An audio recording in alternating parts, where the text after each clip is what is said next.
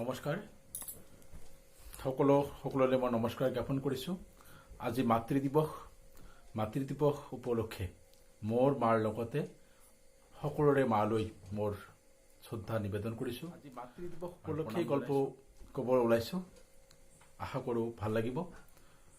তো প্ৰথম গল্পটো মই ক'ম। প্ৰথমতে আপোনালোকে হয়তো গল্পটো শুনিছেই, তথাপিও আমাৰ ভাৰতীয়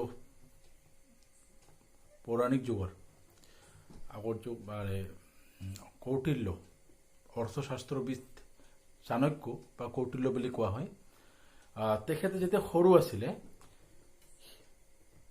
সৰু থকাতে তেওঁৰ যিবিলাক দাঁত আছিলে, দুটা সন্মুখৰ দাঁতবিলাক ডাঙৰ আছিলে, দুটা দাঁত ডাঙৰ আছিলে। তো তেতিয়া তেওঁ খোজকাঢ়ে, কথা ক'ব পাৰে।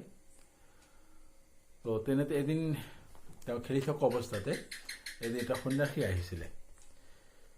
সন্যাসী আহি পেলাই তেওঁক দেখি পেলাই, তেওঁৰ যিটো অৱয়ব দেখি পেলাই তেওঁক তেওঁৰ মাৰ ওচৰলৈ গ'লে আৰু মাৰ ওচৰলৈ গৈ ক'লে, আপোনাৰ সন্তান তেওঁৰ ৰাজযোগ আছে, তেওঁৰ ৰাজভোগ লাভ কৰি যোগ আছে।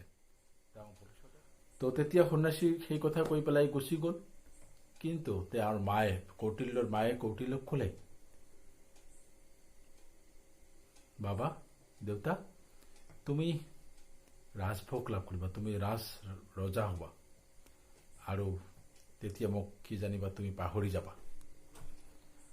তেতিয়া তেওঁ ক'লে, মা, ৰাজভোগ লাভ কৰিবৰ কাৰণে যদি মই তোমাক পাহৰি যাব লাগে, তেন্তে সেই পাহৰাৰ কাৰণে যি মোৰ এই দুটা দাঁত, তাক মই আজি উফৰি দিছোঁ, তাত মই মূল নষ্ট কৰি দিছোঁ। আজি লগে লগে সেই দুটা দাঁত তেওঁ ভাঙি পেলাই উফৰাই দিছিলে।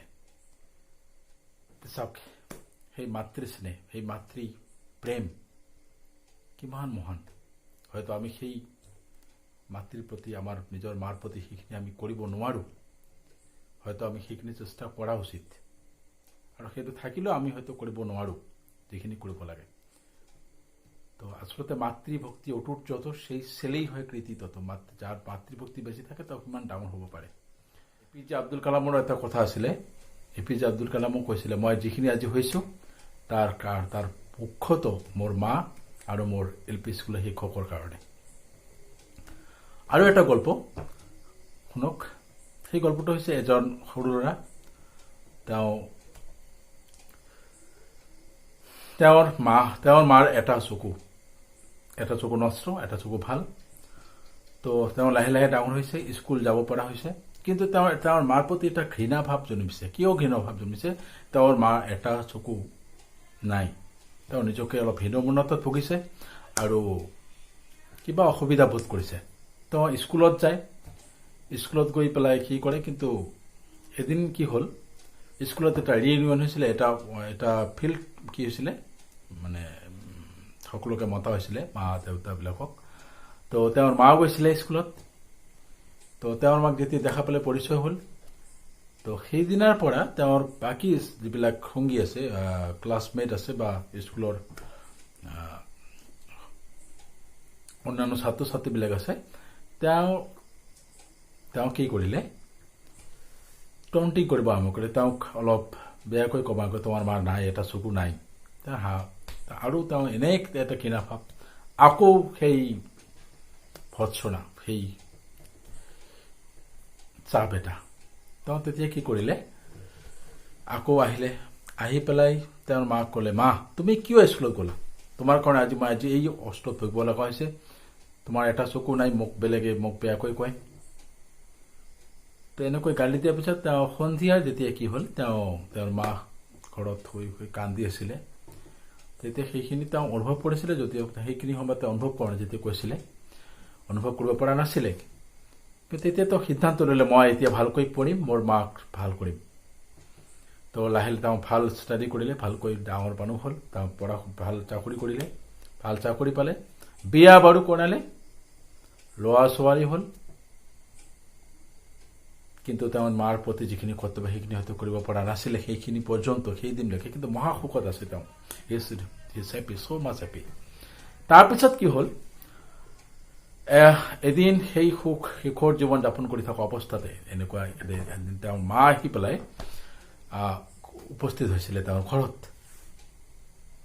গাঁৱৰ পৰা আহি পেলাই তেওঁৰ টাউনীয়া ঘৰত আহিছিলে।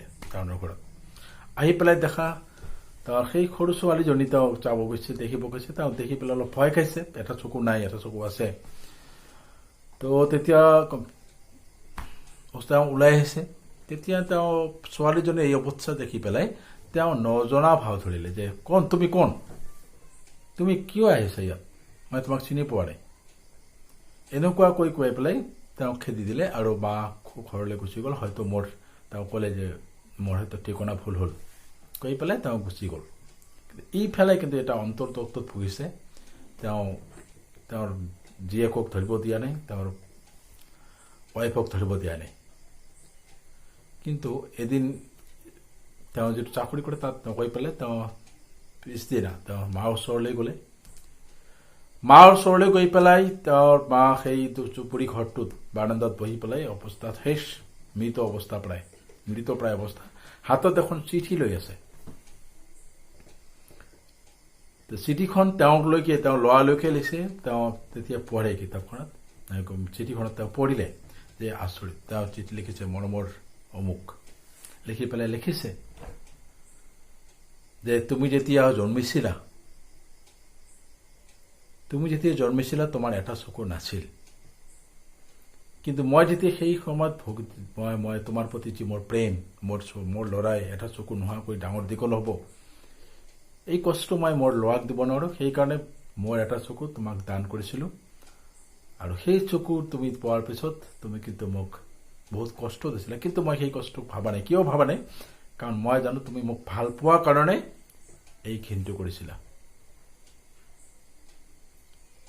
তেতিয়া সেই কথা কোৱাৰ পিছত মই আজিও তোমাক ভাল পাওঁ, তোমাক মই কেতিয়াও বেয়া নাপাওঁ।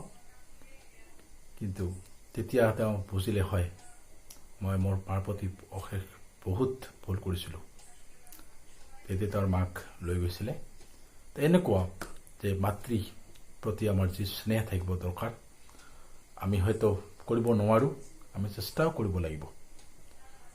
আজি ফেচবুকত এটা পেজ পালো, এটা কথা পালো যে আজি ফেচবুকত যিমান মাৰ প্ৰতি প্ৰণাম জনোৱা হৈছে, কমেণ্ট ধুনীয়াকৈ ৰাখিছে, সেই তেন্তে ইমান বৃদ্ধাশ্ৰম থকা কথা নাই। তো মোৰ অৱশ্যে কমেণ্টটো হ'ল বেলেগ, কাৰণ যিসকলে মাক ভাল পায় তেওঁলোকে পোষ্ট কৰিব। আৰু যি হওক, গল্প ভাল লাগিলে আপোনালোকে শ্বেয়াৰ কৰিব। আৰু মোৰ পেজ JTPL's ভইচ ইউটিউবৰ চেনেলটো আপোনালোকে কাইণ্ডলি শ্বেয়াৰ কৰিব, যাতে মই মোৰ ছাবস্ক্ৰাইব কৰিব, যাতে মোৰ গল্পবিলাক আপুনি পায়। ধন্যবাদ, থেংক ইউ।